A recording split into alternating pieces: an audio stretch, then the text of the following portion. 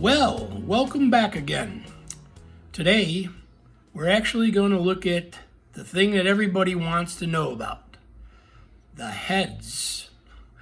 We're going to look at the heads and the heads electronics a little bit. This is an important part of a tape deck, actually a very important part of a tape deck, and we're going to go into looking at it and understanding how they're connected and what they do today. So, without further ado, let's look at the heads. Okay, so what you're looking at here is an aerial view, I guess you could call it, of the headstock assembly out of the machine. I'm just going to flip this door down here, and what we have is three heads here. Looking at them from the top again: erase, record, reproduce. All right, that's the three heads. That's the order that they go in, like that. Now, what they've done here is they put all this into an assembly with connectors, so we can plug this all in as one entire unit. So that's what this is. We loosen a couple of screws, the entire thing comes out, and this becomes one giant connector. Let me flip it around here. I'm going to put that door back up just to protect them. And you see there's all the connectors now. Okay? And so they're plugging into the deck itself. These three right here that you see are the reproduce ones. Okay? So remember I said there's like 1 through 8, 9 through 16, 17 through 24. All right? And the same thing goes on here. 3 erase heads, 3 record, 3 playback. This one's got a little card on, which, to be honest with you, I don't know what that is yet. Okay? But this is all set as one assembly. They're a little loose, so they could actually fit in when you plug it into the unit itself. All right? Now, let me flip it back over here, and let's take a look again from the top. All right? And if we look closely down in here, okay, there's a screw right here, and there's a screw right in here. And those are the azimuth adjusts for the heads, for the reproduce head and the record head. And the azimuth, what it is that the thing, if you could picture it, well, let's flip it in this direction so you can see this here. So here's the heads, looking at them straight down now as the tape goes over this.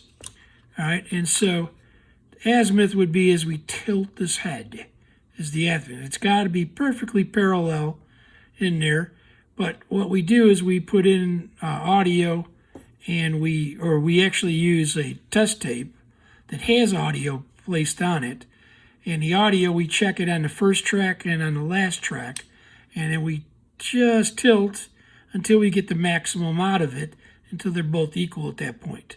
So that's how we set this azimuth. And we do the same thing with record. Once we have set this, we can actually put this and change this, because we're going to play it back through here. Records and then plays back through there. So if you look real carefully now, you're going to see there's actually 24 lines across there. That's the 24 tracks. Okay? Same thing going on here. And you look at the erase head, you can see there'll be 24 of those little spots all the way down there like that. All right? So that's the 24 tracks. If this was a 2-track, it'd be a small head, and you only have 2 tracks. There's your 24 tracks of it. And you can see that what goes on basically is nothing more than the output of the heads. The heads itself are wired on 2 wires, okay? And the 2 wires go down and go into that connector in the back like that. So all 24 tracks, again, like I said, they do it is they come down and split it up 1 through 8, 9 through 16, 17 through 24, and set that up. The erase head seems to have little capacitors on here. On those ones, I didn't look up what the compensation of what that is, but it's some kind of compensation in there. Maybe it's the bias, having to do with the bias. Not quite sure what that is. I'd have to look that up to find out like that. There's one more adjustment back over here. is an adjustment. It's called crosstalk, and it's adjusting between the first and second head, or first and second track on the head. It puts in a signal and adjusts the crosstalk between the channels. So you could actually tweak that a little bit right between each channel. So this is it. When they talk about worn heads, okay, what happens is the tape is passing over these heads, okay? So you'd see, if the heads were really worn, you'd see a flat spot occurring right here at the point where the tape is running over it. So you see your tape is just coming across, just touching here and here. It doesn't really touch way down here. So it's just touching there. And the more that tape runs on there, of course, it runs across and wears out this head, okay? And so the head actually gets flat across there, okay? And then when it gets to the point, it starts digging into the magnetic part of, or the windings and stuff of this head, and then causes a problem. So the head has to be taken off, what they call relapped. They will actually take it and they'll try to correct it by grinding it like this around so it's smooth again and doesn't have that flat spot. You can do that 1 or 2 times, and then I believe you can't do it anymore. Then you'd have to replace the heads. And these aren't cheap, you could imagine, because of having 24 tracks going on in there. So that's basically what the heads look like. And as we saw, or we're going to see in a minute, is that these things here will plug into the preamp cards. These here will then go actually to the record cards, which are somewhere else. Same with the erase, they'll go on the erase electronics, which is elsewhere in the machine. But these ones, these 3 right here, are going to have cards right below them, which you'll see in the next section. And that's what these plug right into, those record cards like that. So the tape, again, when it goes across the head, okay, remember, is that if something is recorded, this head senses that magnetic tape and takes that and converts it to electrical energy that goes out here in audio at that point. Electrical energy into the preamplifier and into the amplifier.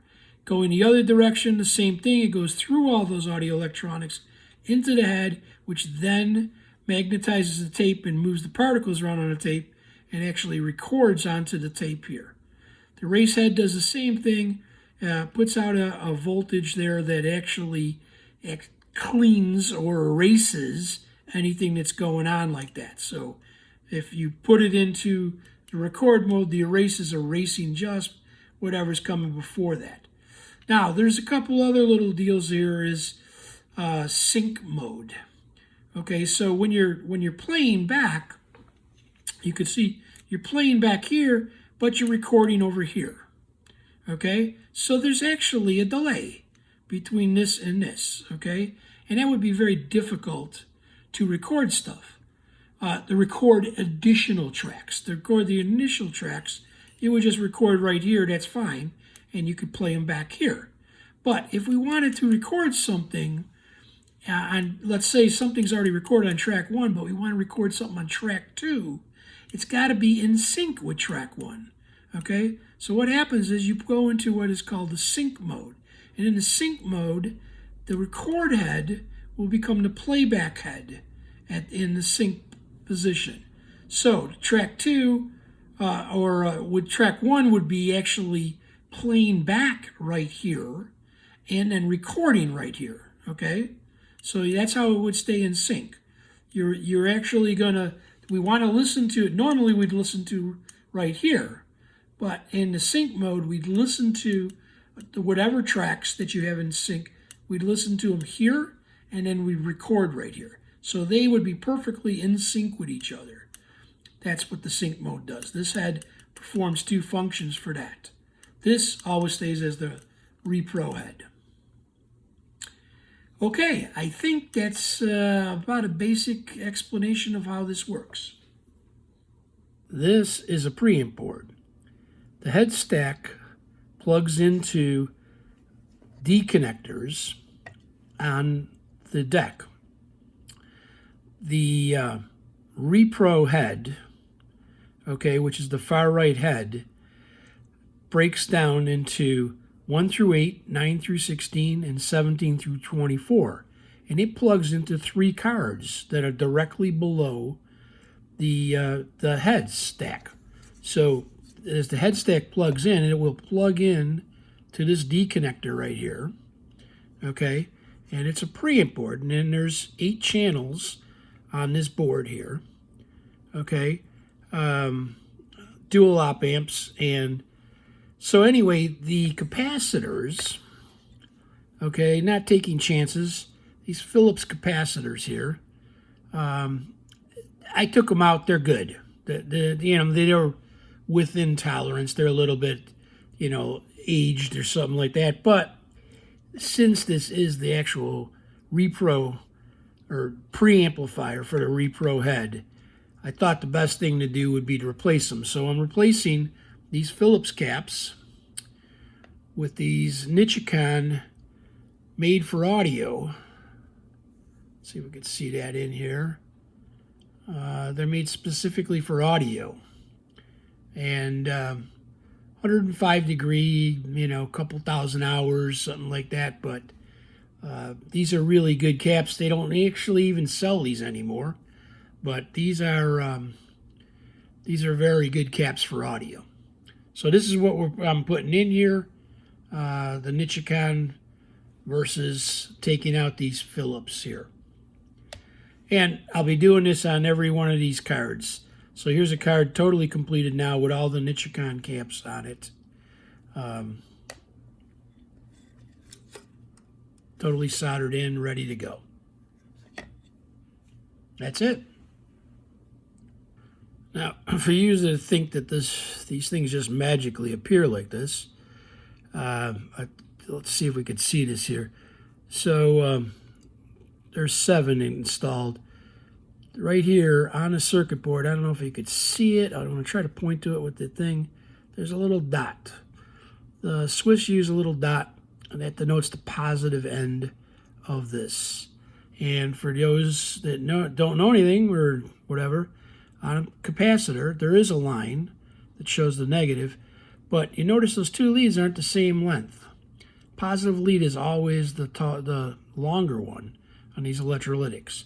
So you just get the positive lead, insert it in that hole, negative in that hole, press it down. We're going to give it a little gap so it could vent out of the bottom if it has to do that. Although these have these spots on the top where it'll vent if it explodes for any reason. All right, let's flip it over and show you that actually I do solder these things in.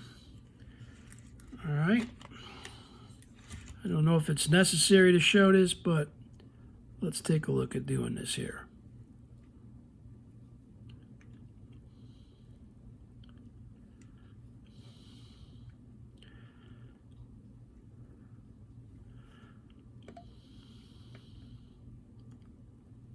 I don't know if you could see this with the angle of the camera because I'm probably blocking it in some shots, but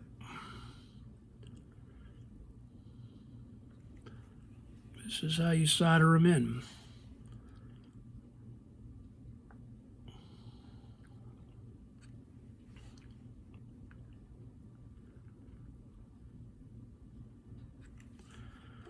Flip this over here just so we get in a little better.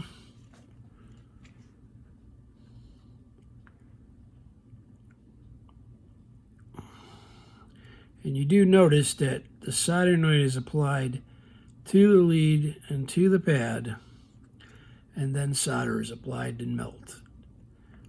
We don't put solder on the iron and drop it on it. That's not the way to solder. And if you don't know how to solder, go watch some other YouTube video to learn about it, but basically you don't want to damage the circuit boards, especially in something as vintage as this.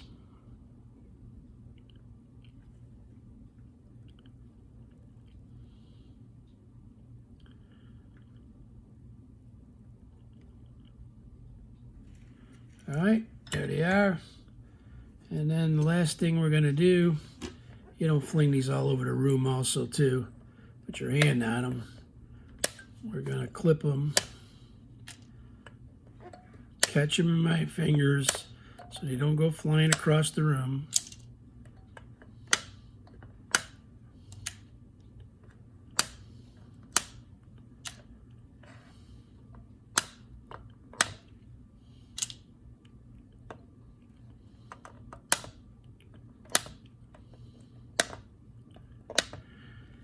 And the last thing you should always do after you're done there is have an inspection. Just make sure you didn't bridge anything, you didn't solder bridge between two plates or something like that, or two pads. So you just have a nice visual inspection of your joints to make sure they're good. And there you have it. All new Nichicon audio grade level caps.